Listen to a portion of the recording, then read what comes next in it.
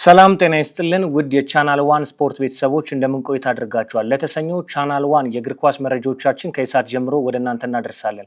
ከሀገር ቤት ከኢትዮጵያ ፕሪሚየር ሊግ እስከ 2026 የዓለም እግር ኳስ ዋንጫ መረጃዎቻችን ወደ እናንተ ያደረሰን ቆይታ እናደርጋለን። ብሩክ ተስፋዬ ነኝ። መልካም ጊዜ። ሰላም ዮሐንስ፣ እንዴት ነህ? ሰላም ብሩክ፣ እንዴት ነህ? ሁሉ ሰላም አለው፣ እግዚአብሔር ይመስገን። የሀገር ቤት ስፖርታዊ መረጃዎቻችን ጅማሮ እናደርጋለን። በዚህ ሳምንት አነጋጋሪ ከነበሩ ጉዳዮች የኢትዮጵያ ፕሪሚየር ሊግ የአዲስ አበባ ስታዲየምን ጉዳይ እንመለከታለን። አዲስ አበባ ስታዲየም ከ1931 ጀምሮ ለኢትዮጵያ እግር ኳስ መሰረት ሆኖ ሲያገለግል ተመልክተናል። አነጋጋሪና አስገራሚ ጉዳይ ተፈጥሯል። የአዲስ አበባ ስታዲየምን ጉዳይ እንዴት ተመለከትከው? አዎ እንግዲህ በአዲስ አበባ ስታዲየም ያው በኢትዮጵያ ፕሪሚየር ሊግ እና በተለያዩ ውድድሮች ላይ ለኢትዮጵያ እግር ኳስም ለሌላ ውድድሮችም ኢትዮጵያ ጥሎ ማለፍን ጨምሮ ብዙ ውድድሮችን የሚያስተናግድ ስታዲየም ነው። በዝናብ አንዳንድ ጊዜ በማታ በመብራት በመቆራረጥ ብዙ ቻሌንጆችን ብዙ ውጣ ውረዶችን የሚያሳልፍ ሜዳ ነው። አሁንም ከኢትዮጵያ ፕሪሚየር ሊግ ጋር በተያያዘ የተፈጠረው እንደዚህ አይነት ነገር ነው። በዝናብ ምክንያት የተቋረጡ ጨዋታዎች በውድድሩ አዘጋጆች ምክንያት ወደ አበበ ቢቂላ ስታዲየም እንዲዞሩ ተደርጓል። ግን የአየር ንብረቱ ተጽዕኖ በተደጋጋሚ የሚታይ ነገር ነው በኢትዮጵያ እግር ኳስ ላይ እና መጀመሪያ አስቀድሞ ነገሮችን ማየት የሚቻልበትን ሂደት በቃኛ ይመስላል። ስታዲየሙም አሁን ላይ በተለይ በክረምት ወቅት ላይ ከግንቦት ሰኔ የመጨረሻው የፕሪሚየር ሊጉ ሳምንታቶች ላይ በተደጋጋሚ ያለፉት ዓመታት ላይም የተመለከትነው ጉዳይ ነው። አዲስ አበባ ስታዲየም ከ1931 ጀምሮ ነው ለኢትዮጵያ እግር ኳስ መሰረት የነበረው። እንደውም ከኢትዮጵያ እግር ኳስ ፌዴሬሽን በፊት ለኢትዮጵያ እግር ኳስ መሰረት የሆነ ስታዲየም ነው። ብዙ ውድድሮች ይካሄዱበታል። ከእግር ኳስ ባሻገር የዓለም አትሌቲክስ ውድድሮች ተካሂዶበታል። እንደ ግራንድ ፕሪ በትራኩ ላይ ተመልክተናል። ከዛ በፊት ትልልቅ ውድድሮች ተካሂዶበታል። ስታዲየሙ ቢያንስ ከ7 አስርት ዓመታት በላይ ለኢትዮጵያ እግር ኳስ መሰረትን የጣለ ስታዲየም ነው። አዲስ አበባ ስታዲየም ግን ዘመኑን የዋጀ አይደለም። 3 የአፍሪካ ዋንጫ ውድድሮች ኢትዮጵያ ስታስተናግድ የተጠቀመችው የአዲስ አበባ ስታዲየምን ነበር። ዓለም ላይ ከኛ ኋላ የነበሩ የአፍሪካ አህጉሮች እዚሁ አፍሪካ አህጉራችን ላይ የሚገኙ ሀገራቶች ስታዲየሞቻቸው እየዘመነ መጥቷል። ከፍተኛ ሊግ በፊት ሲደረግ በከፍተኛ ሊግ ውድድሮች ዝናብ በሚዘንብበት ሰዓት ላይ ሜዳው ከአንድ የመጫወቻነት ሜዳ ወደ እርሻ ሜዳነት ሲዘዋወር እንመለከታለን። አሁንም የተመለከትነው ያንን ነው። በጨዋታው ላይ ኢትዮጵያ ቡና ከንግድ ባንክ የነበረው ጨዋታ ላይ በጨዋታው መሀል ላይ ዝናብ ሲዘንብ በተለምዶ ሌሎች ስታዲየሞች በሌላው ከፍተኛ በእንግሊዝ ፕሪሚየር ሊግ ላይ ብንመለከት እዚሁ አህጉራችን አፍሪካ ላይ ወደ ሰሜን አፍሪካ ላይ ብንሄድና አልጄሪያን እነ ግብፅን እነ ሞሮኮን ብንመለከት ከዝናብ ሲዘንብ የሚያቀልጣላቸው በረዶ በሚሆንበት ሰዓት ላይ ውሃውን መጦ ማስቀረት የሚችላል። የባህልና ስፖርት ሚኒስቴር ባለፉት 5 ዓመታት ለአዲስ አበባ ስታዲየም እድሳት ከፍተኛ በጀት መድቦ የኢትዮጵያ ፕሪሚየር ሊግ ከአዲስ አበባ ወደ አዳማ ሳይንስና ቴክኖሎጂ ዩኒቨርሲቲ ስታዲየም ወደ ሐዋሳ ፊቱን አዙሮ ነበር። ስታዲየሞቻችን በርካታ ገንዘብ ሚሊዮን ዶላሮች ይፈሱባቸዋል። ነገር ግን የት ጋር ነው ያሉት? ትኩረታቸው ሊጉን የሚያካሄድ ስታዲየሞች ናቸው ወይ? በጣም ነው የሚያሳፍረው። በዚህ ዘመን ከአንድ ስታዲየም የጨዋታ መርሃ ግብር ከዚህ በፊት ከፍተኛ ሊግ ላይ የምንመለከተው ዝናብ ሲዘንብ ፎጣ ይገባል፣ ፎጣው ይጨመቃል፣ ይደርቃል። ከዛ በኋላ ነው ጨዋታ የሚያደርጉት። በአንድ የከፍተኛ ሊግ ውድድር ላይ ኳሱ ከተመታ በኋላ ግብ ጠባቂውን አልፏል፣ ተከላካዩን አልፏል። ልክ የመስመር ኳሱን አልፎ ሊሄድ ሲል እዛ ጋር የዘነበው ዝናብ ኳሱን ያዘው። ይሄ ኳስ ጎል ነው አይደለም የሚለው አጨቃጨቅ። ተጫዋቹ ጨርሶታል፣ ስራውን መቶታል። የያዘው ተፈጥሯዊ ዝናብ ነው።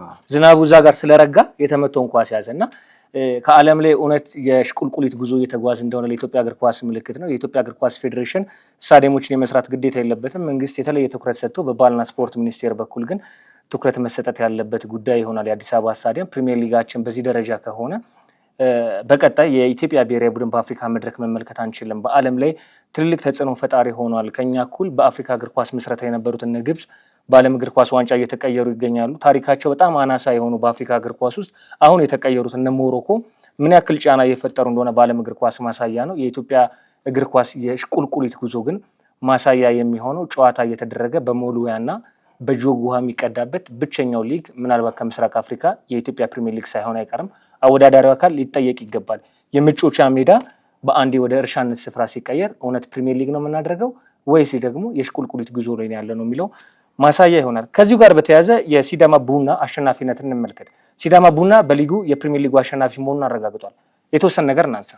አዎ እንግዲህ ሲዳማ ቡና በኢትዮጵያ እግር ኳስ ታሪክ 11ኛው ሻምፒዮን ሆኖ ከክልል ደግሞ እንደ በእነሱ ዙሪያ ሐዋሳ፣ ሲዳማ ሻምፒዮን ሆነዋል። 11ኛው የኢትዮጵያ ፕሪሚየር ሊግ ሻምፒዮና ነው። በቅርብ ዓመታት ላይ የክልል ቡድኖች የኢትዮጵያን ፕሪሚየር ሊግ በጣም ተጽዕኖ እያሳደሩበት እንደውም ቅዱስ ጊዮርጊስ ሻምፒዮን መሆን ችሏል። ከዛ ውጭ ግን የክልል ቡድኖች በጣም ኢትዮጵያ ፕሪሚየር ሊግ ላይ ተጽዕኖ ማሳደር ችለዋል። ተጫዋቾችንም ጠንካራ ተጫዋቾችን በመሰብሰብ እንደ ዘንድሮ እንዳየነው እነ አቤል ያለው እነ ያሬድ ባየ እነ ሱራፌል እነ ሬድዋንን ከኢትዮጵያ ቡና ብዙ ተጫዋቾችን በመሰብሰብ ጠንካራ ቡድኖች የክልል ቡድኖች የተመሰረቱ ነው። ለፕሪሚየር ሊጉ 11ኛው ሻምፒዮና ሆኗል እና በሊጉ ላይ እኮ ሲዳማ ቡናን ስንመለከተው ሐዋሳ እናነሳለን ከዚህ በፊት በኢትዮጵያ ፕሪሚየር ሊግ። ከዛ በኋላ የክልል ቡድኖችን ስንመለከት ፋሲል እናነሳለን፣ መቀሌ ሰባ እንደርታ እናነሳለን። ከዛ በኋላ በመቀጠል ጅማ አባጅፋር እናነሳለን፣ የ2010 የኢትዮጵያ ፕሪሚየር ሊግ ሻምፒዮን ነው። አሁን ደግሞ ሲዳማ ቡና መመልከት እንችላለን። በኢትዮጵያ ፕሪሚየር ሊግ ከደመቁ ከ1990 ጀምሮ የኢትዮጵያ ፕሪሚየር ሊግ ምስረታውን ካደረገ ጀምሮ ቅዱስ ጊዮርጊስ በሊጉ 15 ጊዜ ሻምፒዮን መሆን ችሏል። ከዛ ቀደም ብሎ የነበሩት ሐዋሳ እናነሳለን። እንዲህ ያለን ስንመጣ ሲዳማ ቡና አዲሱ ሆኗል። የኢትዮጵያ ፕሪሚየር ሊግ ላይ እየተመለከትን የምንገኘው በተለይ ከ2009 በኋላ የክልል ቡድኖች የአዲስ አበባ ቡድኖችን በጣም ዶሚኔት እያደረጓቸው ይገኛል። ተጽዕኖ እየፈጠሩባቸው ተጫዋቾችንም ጠንካራ ተጫዋቾችንም ሰብስቦ በመያዝ በአቅምም ደረጃ አሁን የከተማው ክለቦች ያሉበትን የፋይናንስ ተጽዕኖ እናውቃለንና የክልል ቡድኖች ያላቸው ስትሮንግ የፋይናንስ አቅምም ለዚህ ያገዛቸው ነው ብዬ አስባለሁ። ጠንካራ ቡድኖች ናቸው እየተመሰረቱ ያሉትና እነሱ የከተማውን ቡድኖች መቋቋም ያቃታቸው ይመስለኛል። ቅዱስ ጊዮርጊስ እና ኢትዮጵያ ቡና ልዩነቱ ምን መሰለህ ጆ? የከተማ መስተዳደር ቡድኖች ቀጥተኛ በጀታቸው የሚመጣው ከመንግስት ነው። አሁን ደግሞ በኢትዮጵያ ፕሪሚየር ሊግ ባህል የቀድሞ ቅዱስ ጊዮርጊስ በቀድሞ ፈርጣማ ጉልበቱ ላይ አይገኝም። የገቢ ምንጫቸው ከየት እንደሆነ ማታውቃቸው ቀጥተኛ ከባለ ሀብቶች ድጎማ ሲያገኙ የነበሩ ክለቦች ዛሬ በኢትዮጵያ ፕሪሚየር ሊግ መንገጫገጭ ውስጥ ይገኛሉ። የ2005 የኢትዮጵያ ፕሪሚየር ሊግ ምርጡ ክለብ የነበረው ደደቢት ያኔ የሊጉ ሻምፒዮን ነበር። ዛሬ ደደቢት በከፍተኛ ሊግ ነው የሚገኘው። ለተጫዋቾች ዝውውር ከፍተኛውን ደሞዝ ይከፍል የነበረ ወይንም ለዝውውር ውል ማፍረሻ ክፍያ ይከፍል የነበረው ደደቢት ነው። እስከ 350 ሺህ እስከ 400 ሺህ ይከፍል ነበር 2004 2005 ላይ።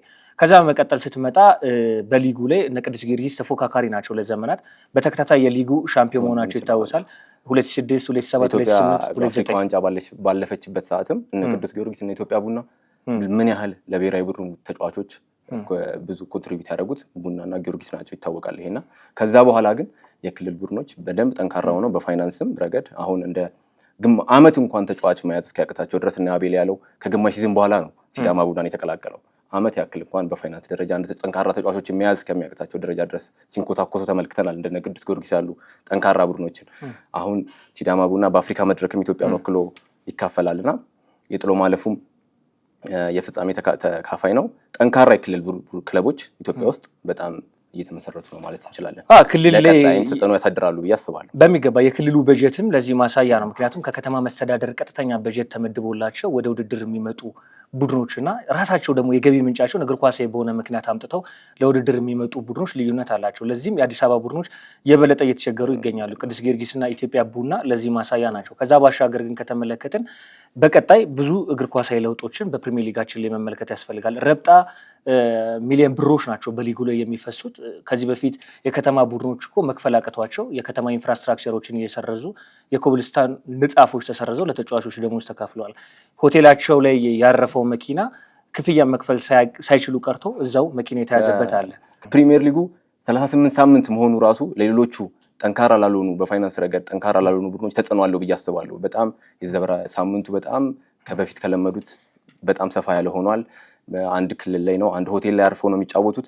ያ ራሱን የቻለ ወጪ አለው፣ ተጽዕኖ አለው ብዬ አስባለሁ እና ባለፉት ዓመታት ቡድኖቹን ላለማውረድ ተብሎ የተደረገው ሰክሪፋይ አሁን ላይ ቡድኖቹን ችግር ውስጥ የከታቸው ብዬ አስባለሁ። ሆኖም ግን ሲዳማ ቡና ኢትዮጵያ ፕሪሚየር ሊግን 11ኛ ሻምፒዮን መሆን ችሏል። 11ኛው ቡድን ሆኗል ማለት ነው። በኢትዮጵያ ፕሪሚየር ሊግ ከ1990 ጀምሮ ታሪኩን ስንመለከተው ያንን ያሳየናል። ኢትዮጵያ መድን፣ ኢትዮጵያ ንግድ ባንክ ከአዲስ አበባ ቡድኖች ሻምፒዮን የሆኑ ናቸው። ከቅዱስ ጊዮርጊስ በመቀጠል ኢትዮጵያ ቡና 2003 2005 ደደቢት እናነሳለን። በተከታታይ ዓመታት ከ2006 ከ2009 ቅዱስ ጊዮርጊስን፣ ከዛ ባሻገር ደግሞ ሁለት ተከታታይ ዓመታትም ቅዱስ ጊዮርጊስን አንስተን 15 የሊጉ ዋንጫ ክብሮችን ማሳካት ችሏል። ከዛ በመቀጠል ኢትዮጵያ ንግድ ባንክ፣ ኢትዮጵያ መድንን ካነሳን በኋላ ደግሞ አሁን ደግሞ የሊጉ ተረኛው ሻምፒዮን ሲዳማ ቡና ሆኗል። በዚሁ አጋጣሚ ለሲዳማ ቡና ደጋፊዎች እንዲሁም ደግሞ ተጫዋቾች ሙሉ የስፖርት ቤተሰብ እንኳን ደስ አላችሁ ማለት እንወዳለን። ቀጥታ ወደ 2026 የዓለም እግር ኳስ ዋንጫ መረጃዎቻችን እናልፋለን። የ2026 የዓለም እግር ኳስ ዋንጫ ሲነሳ የአፍሪካ ቡድኖች ከዚህ ከአህጉራችን አፍሪካ የሚሄዱ ሁሌ ለዓለም ዋንጫው ማድመቂያ ናቸው በብዙ መንገዶች። አንድ በውድድሩ ሰዓት ላይ የሚኖረው ጨዋታ መርሃ ግብራቸው ላይ የሚያሳዩት ግብ ሲያስቆጥሩ የሚያሳዩት ሴሌብሬሽን አንደኛው የአፍሪካ መገለጫ ነው። ከዛ በመቀጠል ደግሞ በደጋፊዎቻቸው በሜዳ ላይ የሚያሳዩት ነገር የአፍሪካ ድምቀት ነው፣ ለዓለም ዋንጫው መድመቂያ ነው። ከዛ ባሻገር ደግሞ አፍሪካና ገንዘብ ደግሞ የማይለያዩ የሁለት ገጽታ የአንድ ሳንቲም ሁለት ገጽታዎች ናቸው ብለን እናነሳለን። ቆየት ካሉት ዓመታቶች ስንመለከት አሁን ያለውን መነሻ በማድረግ ወደኋላ መመለስ እንችላለን። ሴኔጋል በዚህ በዓለም እግር ኳስ ዋንጫ ላይ ብዙ ትጓዛለች ተብሎ ተስፋ የተጣለባት ሀገር ናት። እንደምናስታውሰው የ35ኛው የአፍሪካ ዋንጫ አሸናፊ ነች ሞሮኮን በማሸነፍ የዛ ኢንሴንቲቭ ክፍያ አልተከፈላቸውም። ከዛ በመቀጠል ደግሞ ለዓለም ዋንጫው ደግሞ ሲያልፉ ይከፈላቸዋል ተብሎ የተሰጣቸው ቃል ገንዘቡ አልተፈጸመላቸው። ይሄ እንዳለ ሆኖ ደግሞ ያረፉበት ሆቴል የሚፈልጉትን አይነት ምግብና የሚፈልጉትን አይነት ደረጃ ላይ የሚገኝ ሆቴል አለመሆኑን በተደጋጋሚ ተጫዋቾቹ እየገለጹ ይገኛሉ። ይህንን ክፍያ ካልፈጸማችሁልን በቀጣይ ልምምድም አንሰራም፣ ከዛ በመቀጠል ደግሞ አመፅም እናስነሳለን ብሏል። ይሄ ብዙ አዲስ አይደለም ለአፍሪካ እግር ኳስ፣ በተለይ ደግሞ በዓለም ዋንጫ መድረኮች ላይ ተጫዋቾች በዚህ መድረክ ላይ የሚፈልጉትን ነገር ለማግኘት ሲፈልጉ የሚያደርጉት እንደዚህ አይነት ትልልቅ መድረኮች ላይ የአፍሪካ እግር ኳስ ፌዴሬሽን አመራሮችን ማሳቀቂያ መንገዶቻቸው ነው። መለስ ብለን መመልከት ከቻለን 2014 የዓለም እግር ኳስ ዋንጫ ብራዚል ያስተናገደችውን ማስታወስ እንችላለን። 2010 ላይ ተአምር የፈጠረችው ጋና 2014 ላይ አከራካሪ ጉዳዮች ተፈጥሮ ነበር። ለምንድን ነው ገንዘብ የማይሰጡ? ገንዘብ ካልሰጣችሁን እኛ በፍጹም በምንም አይነት መንገድ ጨዋታዎችን አናደርግም፣ ልምምድ አንሰራም ብለው አምፀው ነበር። የጋና እግር ኳስ ፌዴሬሽን በጣም ተጨንቆ ነበር በወቅቱ። የሚያደርጋቸው ነገሮች አጥተው ነበር። እባካችሁ ጨዋታውን ተጫወቱ፣ ከጨዋታው በኋላ ቃል የገባንላችሁ $1 ሚሊዮን ወደ እናንተ ይዘን እንመጣለን ብለው ነበር። በፍጹም ገንዘቡን ካልሰጣችሁን በምንም አይነት መንገድ ጨዋታ አናደርግም ተባለ። ተመልከት፣ ከጋና አክራ ተነስተው ወደ ብራዚል $3 ሚሊዮን የአሜሪካ ዶላር የእግር ኳሱ ፌዴሬሽን አመራሮች ጭነው ተጫዋቾቹን ሰብስበው ኢንሴንቲቭ እየሰጧቸው ዛሬ ትጫወታላችሁ አይዟችሁ እያሏቸው ገንዘብ ተከፈለ። ይሄ የአፍሪካ እግር ኳስ መልክ ነው። ሌላኛውን ብንመለከትም ከ1990 እስከ 2014 ብናነሳ አይቬሪ ኮስትን ኮት ዲቫርን መመልከት እንችላለን። እንደዚህ በገንዘብ ቀውስ መመልከት የምንችላት ሀገር ነች። ሌላኛዋ ደግሞ ካሜሮን ነች። እንደዚህ በገንዘብ ረገድ ፊታቸው ለውድድሩ ሲያመራ ጥያቄ የሚነሳባቸውና ገንዘቡን ካላገኘን አንጫወትም ብለው የሚያድሙ ናቸው። ናይጄሪያን መመልከት እንችላለን። ሰሜኖቹ ላይ ብዙ አንመለከትም። ምናልባት 2010 የኢኮኖሚ አንጻር በምዕራብ አፍሪካ ላይ ያለው የኢኮኖሚ ሁኔታና በሰሜኑ ያለው ይታወቃል። የተለየት ያለ ነገር አለ። ከዛ ውጭ ግን የሚገርመው ምንድነው የተጫዋቾቹ ኢኒሼቲቭ አለመከፈል። አሁን ሴኔጋል ከአፍሪካ ዋንጫው ድል በኋላ በጣም ረጅም ጊዜ አለ። ከዛ ጊዜ ጀምሮ ያለመከፈል ከእግር ኳስ ፌዴሬሽኖቹ ጋር ተጫዋቾቹ ያላቸው ግብግብ በጣም ጠንካራ መሆኑን የሚያሳይ ነው። ምክንያቱም ተጫዋቾቹን ብንመለከት በትልልቅ የአውሮፓ የሴኔጋልን ብንመለከት ብንችል በትልልቅ የአውሮፓ መድረኮች የሚጫወቱ ናቸው። የገንዘብ ጉዳይ በዚህ ደረጃ መምጣት የነበረበት አይደለም። በዚህ ዓለም ዋንጫን በመሰለ ትልቅ ውድድር ላይ ግን የእግር ኳስ ፌዴሬሽኑ እና በተጫዋቾቹ መሀል ያለው ግብግብ ሜዳ ድረስ ወርዶ የእግር ኳሳዊ መልኮችንም ሲያበላሽ የተመለከትን ያለ ነው። የአፍሪካ መልክ ምልክት ነው። በሰሜኖቹ ላይ ምናልባት ዮሐንስ አንድ መመልከት ያለብን አልጄሪያ ነው። 2010 ላይ ደቡብ አፍሪካ ባስተናገደችው የዓለም እግር ኳስ ዋንጫ ላይ እንዲሁ ገንዘብ ካልተከፈልን ብለው ጥያቄ አንስተው ነበረ። በዛ ወቅት በመሀል ላይ ተከፍሏቸዋል። ስለዚህ ካሜሮንን አነሳን፣ አይቬሪ ኮስትን አነሳን፣ ናይጄሪያን አነሳን፣ ሴኔጋልን አነሳን፣ ማሊን እናነሳለን፣ ዲያር ኮንጎን በታሪኮች እናነሳለን። የአፍሪካ እግር ኳስ ምልክት ነው። አሁን የፈረንሳይ ተጫዋቾች አዲስ ጥያቄን አንስተዋል። የሴኔጋል ተጫዋቾች ይቅርታ አዲስ ጥያቄን አንስተዋል። ይሄ ጥያቄ ገንዘብ ካልተከፈለን አንጫወትም ነው። የአፍሪካ እግር ኳስ አዙሪት አህጉሪቷ በትልልቅ መድረኮች ላይ ራሷን እንዳታሳይ ገንዘብ ከሌለ ጨዋታ የለም። ከጀርባ ላላቸው ደጋፊና ለአህጉሪቱ ሕዝብ ያላቸውን ክብር ማሳያ ነው። የሴኔጋል አዲሱ ጥያቄ ያረፉበት የሆቴል ጥራት ደረጃ፣ የሚመገቡት ምግብ፣ ቃል የተገባላቸው የሁለት ክፍያዎች፣ ለዓለም ዋንጫ ያለፉበት፣ በዛ ላይ ደግሞ በጨዋታው መርሃ ግብር ላይ ይሰጣቸዋል የተባለው ኢንሴንቲቭ እና የአሰልጣኙ ኮንትራት መጠናቀቁና ኮንትራቱም ደግሞ ከተጠናቀቀ በኋላ ክፍያን አንፈጽምም ማለታቸው ሌላኛው አነጋጋሪ ጉዳይ ነው። አፍሪካና የገንዘብ ሁኔታው እንዴት ነው? ከእግር ኳስ ፌዴሬሽኖቹ ጋር ያለው ቀውስ በጣም ጠንካራ እንደሆነ ነው የሚታይ። ምክንያቱም ማንኛውም የዓለም ዋንጫ ላይ የሚሳተፍ ሀገር ወደ ዓለም ዋንጫው ሲሄድ ከፊፋ የሚደረግለት ሰፖርት እንዳለ ይታወቃል። ሁሉም ሀገር ያንን ነገር የአፍሪካ ቡድኖች ላይ ብቻ ነው ኢኒሼቲቭ፣ የሆቴሎች ኢንፍራስትራክቸር ተጽዕኖ እንዳለ የምናውቀውና ከኋላ የእግር ኳሱን የሚመሩት አካላት በእግር ኳሱ ላይ የሚጠቀሙት ነገር በጣም ከፍተኛ ስለሆነ ተጫዋቾቹ ላይ ቅሬታ ያሳያል እና ያንን ሜዳ ድረስ ወርዶ እንመለከተዋለን። በተጫዋቾች ውጤት ላይ በሜዳ ላይ የምናየው ነገር ነውና ከእግር ኳሱን የሚመሩት የበላይ አካላት ከፍተኛ ተጽዕኖ አለ ብዬ አስባለሁ። ምክንያቱም ፊፋ በደንብ ዓለም ዋንጫን ያሉ ውድድሮች ላይ ለእግር ኳስ ፌዴሬሽኖች ምን ያህል ሰፖርት እንደሚያደርግ የኢትዮጵያ እግር ኳስ ፌዴሬሽንን እንኳን ፊፋ ምን ያህል ሰፖርት እንደሚያደርግ የሚታወቅ ጉዳይ ነውና በእንደዚህ በዓለም ዋንጫ ያለ ቶርናመንት ላይ የሚካፈሉ ሀገራትን ደግሞ በደንብ ነው አግዞ ብዙ ነገር አመቻችቶ አሁን አሜሪካ እንደምታሳየው ተጽዕኖ ባይሆንም ፊፋ ብዙ ሰፖርት ያደርጋልና የእግር ኳስ ፌዴሬሽኖቹ ላይ ያሉት አመራሮች የበላይ አካላት ተጽዕኖ ይመስለኛል የአፍሪካ ተጽዕኖ የሚታየው በእነሱ ላይ ይመስለኛል። የአፍሪካ እግር ኳስ ፌዴሬሽን አመራሮች በብዛት በተጫዋቾቹ ልፋት እንደውም የሚነሳ አባባል አለ አይደል? ወፍራም የእግር ኳስ አመራሮች በጀቱ ያወፍራቸው። የአፍሪካ እግር ኳስ የሚመጣው በጀት ለእግር ኳስ ፌዴሬሽኖች አመራር ማሳያ ሆኗል። ለዚህም ደግሞ ትልልቆቹ ወፍራም አመራሮች የሚሰሩት ስራ ለአፍሪካ እግር ኳስ ውድቀት ምሳሌ ነው። ዛሬ አፍሪካ የምትጠብቃቸው የተለያዩ ሀገራቶች አሉ አይደል? በአህጉራችን ላይ እነ ሴኔጋል እነ ሞሮኮን እንጠብቃለንና ለዛ ማሳያ ነው። አነጋጋሪ ጉዳይ ነው። ምናልባት የኢንሴንቲቭ ጉዳይ ይስተካከላሉ የሚለው ሌላኛው ጥያቄ ነው። ፈረንሳይ ከኢራቅ በዚህ ምድብ ውስጥ ይጫወታሉ። ኖርዌይ ከሴኔጋል ጋር ጨዋታ አላቸው። በዚህ ምድብ ኖርዌይ፣ ፈረንሳይ፣ ሴኔጋል፣ ኢራቅ ይገኛሉ። ኖርዌይ 3 ነጥብ አላት፣ ፈረንሳይ 3 ነጥብ፣ ሴኔጋል እና ኢራቅ ምንም ነጥብ የላቸውም። የመጀመሪያውን ጨዋታ ፈረንሳይ ሴኔጋልን ማሸነፏ ይታወሳል። ኖርዌይ ደግሞ ኢራቅን ማሸነፏ ይታወሳል። ከኖርዌይ ጋር ጨዋታ ያላቸው ነው የሴኔጋል ብሔራዊ ቡድን እንደዚህ አይነት ጉዳይ የተነሳበት። ወደ ፖርቹጋል እናምራ። ፖርቹጋል ጠንካራ ስብስብ ያላት ሀገር ነች። በዚህ ዓለም ዋንጫ ለሻምፒዮናነት ግምት ከሚሰጣቸው ሀገራቶች መካከል አንዷ ነች። ከፍተኛ የኢጎ ትርምስ መለበሻ ቤቱን እያመሰው ይገኛል። እነ ብሩኖ ፈርናንዴዝ ሰሞኑን በጣም ከፍተኛ ውርጅብኝ በኢንስታግራም ገጻቸው ላይ እየወረዱባቸው ይገኛል። የተወሰነ ነገር እናንሳ ስለ ፖርቹጋል። የፖርቹጋል ብሔራዊ ቡድን ያው እንደሚታወቀው ይሄ እንደውም ወርቃማ ትውልዱ ነው መጠቀም አለበት ተብሎ በብዙ ትንታኞችም እየተገለጸ ያለ ብሔራዊ ቡድን ነው። የክርስቲያኖ ሮናልዶም የመጨረሻው የዓለም ዋንጫው ይሆናል ተብሎ ይገመታልና ከባለፈውም የዓለም ዋንጫ ላይ የነበራቸው ነገር እናስታውሳለን። ብሔራዊ ቡድኑ ላይ ጠንካራ ተጫዋቾች አሉ፣ በመሀልም በፊት ለፊትም ላይ። ምክንያቱም በቻምፒዮንስ ሊግ ላይ ዊን ያደረገ የነ ጆን ኤቬስ የነ ቪቲኒያን ጥምረት የያዘ ነው መሀል ላይ ከኋላ። አሁን እንደውም ከኡዝቤኪስታን ጨዋታ ላይ ሩቢን ዲያዝ ራሱ ይመለሳል ተብሎ ይገመታልና ጠንካራ ስብስብ ነው።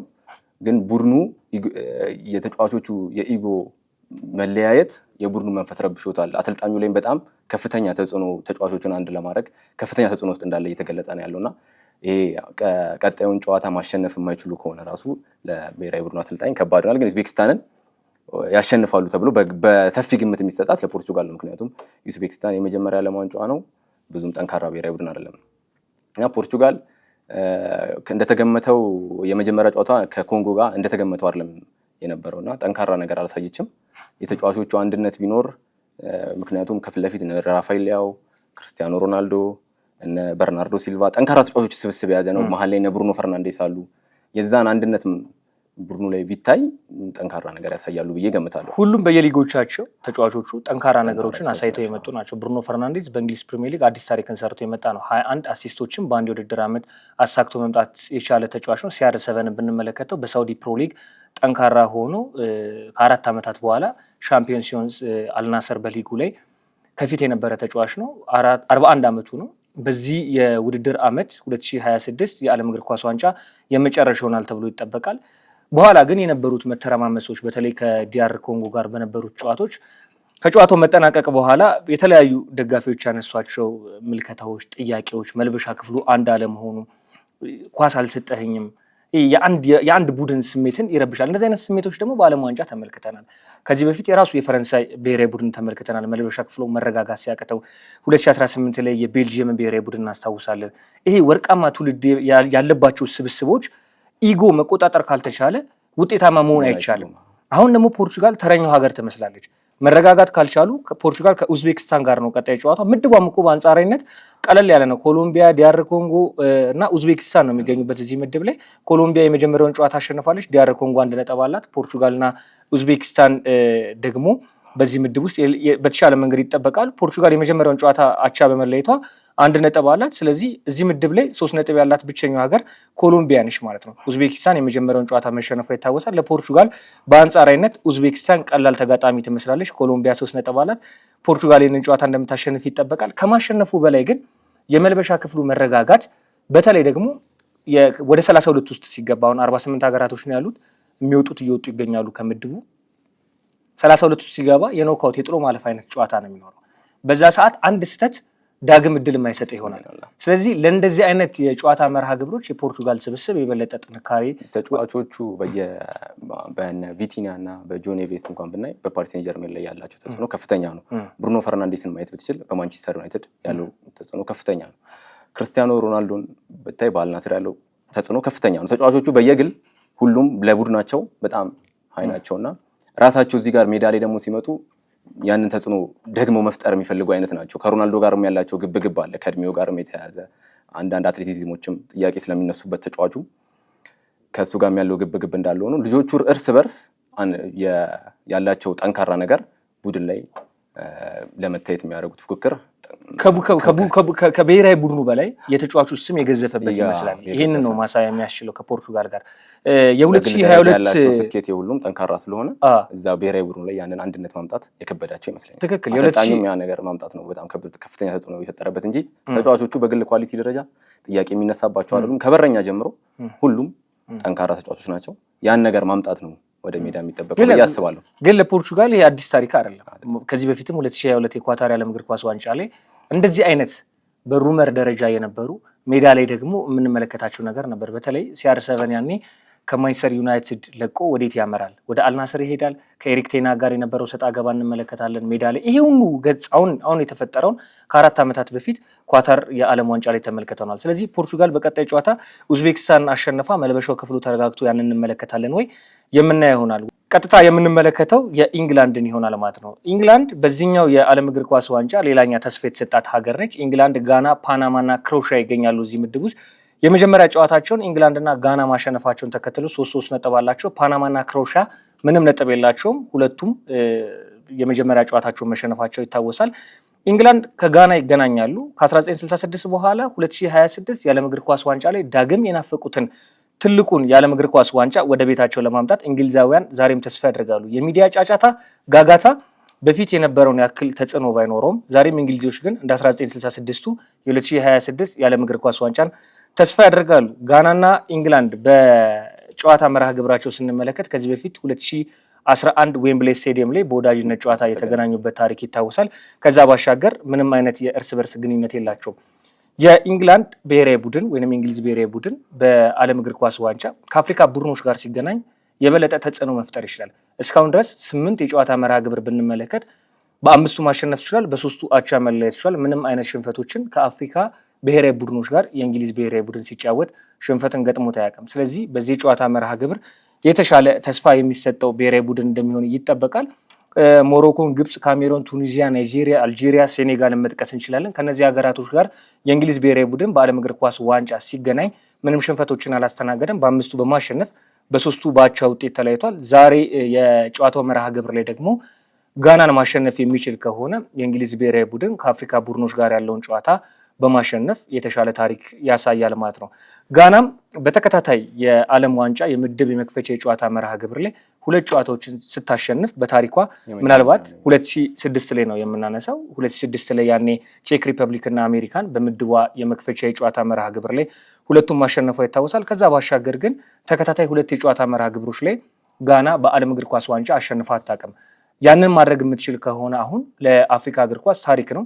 ጋና 2010 ላይ ረዥም ርቀትን መጓዝ ትችላለች እስከ ኡራጋዩ ጨዋታ ድረስ ማለት ነው። አሳማው ጃናችን ፍጹም ቅጣት ምት ድረስ የመግባት እድል ከሩብ ፍጻሜው ድረስ የመሄድ እድል አግኝታለች። 2010 ነው ዋንጫ ላይ ጋና ማለት ያችን ፍጹም ቅጣት ምት አሳማው ጃን ዛሬም ድረስ አሳማው ጃን ሲታወስ ያችን ፍጹም ቅጣት ምት አፍሪካውያን ያስታውሱታል። የጋና ብሔራዊ ቡድን አልባሳትን የሚመራው አሳማው ጃን ነው። ጋና ላይ በዛ ዓለም ዋንጫ ላይ ደግሞ ለእንግሊዝ ያቺ የፍራንክ ላምፓርድ ሞመንት ለጎል ላይን ቴክኖሎጂ መምጣት ተጽዕኖ ነች ተብላ የምትታሰበው አይነት ታሪክን ያስታውሳል። እዚህ ላይ ለመጨመር ያክል ለሁለቱም ለእንግሊዝም ለጋናም ሁለቱም ማሸነፍ የሚችሉ ከሆነ ቀጥታ ከምድባቸው ማለፍ የሚችሉበትን ውጤት ነው የሚያስመዘግቡት። ምክንያቱም ጋናም ፓናማን፣ እንግሊዝም ክሮኤሺያን የመጀመሪያ ጨዋታቸው ላይ ማሸነፍ ችለዋል። ከዚህ በፊት ቅድም አንተም እንደተናገርከው አንድ ጊዜ በፍሬንድሊ ማች ብቻ 2011 ላይ ከ2010 የደቡብ አፍሪካ አስገራሚ ዓለም ዋንጫ በኋላ አንዴ ነው መገናኘት የቻሉት። ጋና ለአፍሪካ አሁንም ታሪክን ለማሳየት ደህና ብሔራዊ ጠንካራ ከሞሮኮ ቀጥሎ ጠንካራ ብሔራዊ ቡድን ጋና ናት ተብሎ ነው በዚህ ዓለም ዋንጫ ላይ ፕሪዲክት የሚደረገው። ከዚህ ጨዋታ ማሸነፍ እንኳን ባይሆን አቻ እንኳን መውጣት ብትችል የማለፍ እድሏን ትይዛለች ምናልባት እንደ 2006ቱ ቼክ ሪፐብሊክ እና አሜሪካን ያሸነፈችበት የምድብ የጨዋታ መርሃ ግብር ላይ ያንን ማሳካት ትችላለች ወይ? ከዛ ውጭ የነበሩት የጨዋታ መርሃ ግብሮቿን እንኳን ብንመለከት ከአውሮፓ ቡድኖች ጋር ጋና ያደረገችው 4 ጨዋታዎችን አንዱን ባቻ ነው፣ 3ቱን ሽንፈት ነው። ስለዚህ የተሻለ ታሪኳ የትኛው ነው ለጋና? ያ ታሪኮችና ቁጥሮችን ስንመለከት ነው። የእንግሊዝ ብሔራዊ ቡድን በተሻለ ስኬት ደረጃ ነው የሚገኘው። የቡድኑም ስብስብ ዓለም ዋንጫ ማሸነፍ የቻለ ብሔራዊ ቡድን ነው። ብሔራዊ ቡድን ከ1966 ላይ ማለት ነው 66ቱ ማለት ነው። ስለዚህ የጋና ብሔራዊ ቡድን ይጠበቃል በዚህኛው የጨዋታ መርሃ ግብር ላይ። የሃሪኬንን ታሪክ እናንሳ። ሃሪኬን አፍሪካዊ ቡድኖች በዓለም ዋንጫ ሲያገኝ ግብ ማስቆጠር ብዙ የሚቸገር ተጫዋች አይደለም። ከዚህ በፊት በነበሩ የጨዋታ መርሃ ግብሮች ላይ በ3 የዓለም እግር ኳስ ዋንጫ ጨዋታዎች ላይ ብንመለከት 2018 ቱኒዚያ ላይ 2 ግቦች ማስቆጠሩ ይታወሳል። 2022 ደግሞ ሴኔጋል ላይ 1 ግብ ማስቆጠሩ ይታወሳል። ስለዚህ አሁን ሌላ ግብ ማስቆጠር የሚችል ከሆነ በአፍሪካ ቡድኖች ላይ ግብ ማስቆጠር ከፍተኛ የሆነ የሚሄድ ተጫዋች ይሆናል ማለት ነው። ከ2010 ስብስብ ጋር አያይዘን የምንመለከተው ተጫዋች ጆርዳን አየው ነው። ጆርዳን አየው በአለፉት የዓለም እግር ኳስ ዋንጫ በተለይ 2010 ከጋና ብሔራዊ ቡድን ጋር የነበረውን ጠንካራ ተጫዋችነቱ ወይንም ደግሞ ብቃቱ እናስታውሳለን።